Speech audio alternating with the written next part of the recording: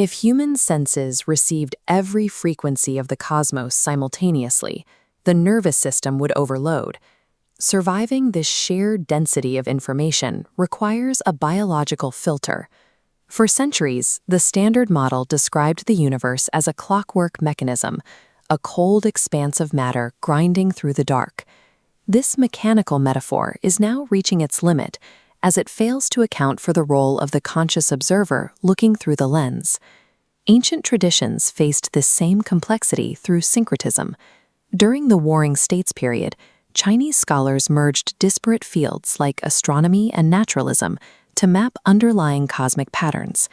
They recognized that understanding the whole system required overlaying multiple, specialized models.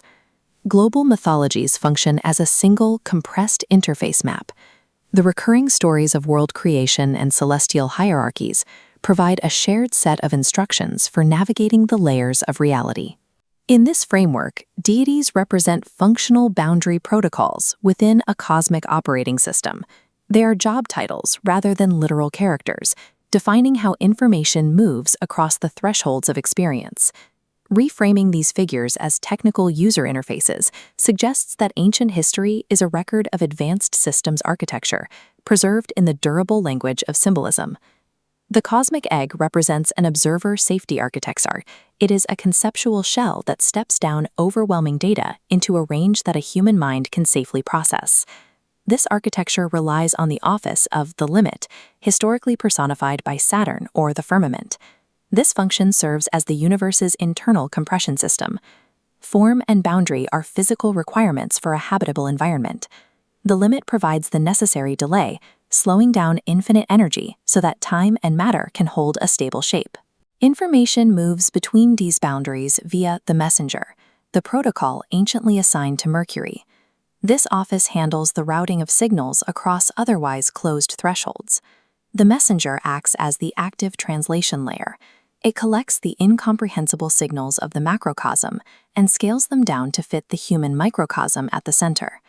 Historical maps like this one visually encode these limits and routing protocols. Behind the artistic figures, the overlapping orbital lines represent a structural network of information highways. This suggests that ancient mythology and modern astronomy were originally descriptions of the same information throttling system, utilizing different vocabularies to explain how the cosmos is partitioned. The system remains orderly through the office of the gate.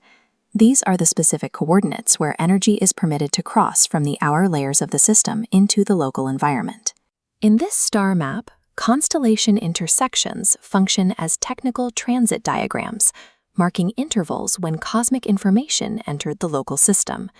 These interconnected constellations form a perimeter protocol, ensuring information enters the shell in an accommodating sequence.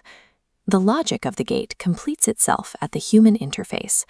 If a cosmic signal is to become a human thought, the final threshold is the nervous system, the local checkpoint where wave becomes experience. The body operates as a step-down transformer.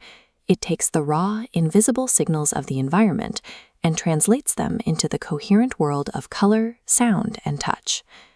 Entering a divine gate is the physical moment a sensory organ converts an external signal into an internal reality. This astronomical table compares the Copernican and Ptolemaic systems, revealing the identical nested shell logic used across cosmology. Its persistence suggests the model is dictated by the physics of perspective. Any finite observer requires a concentric frame of reference to organize incoming data. The remembrance marks a cultural shift back toward models that treat the universe as an observer-dependent system, abandoning the mechanical metaphors of the past. The widespread recurrence of this boundary architecture across unrelated cultures indicates a shared observation of how the mind interfaces with reality. Within this framework, the edge of the universe is the sensory horizon. It is the boundary where consciousness renders raw signal into a world. We occupy the central point of the cosmic egg, serving as the living sensors that turn a void into an experience.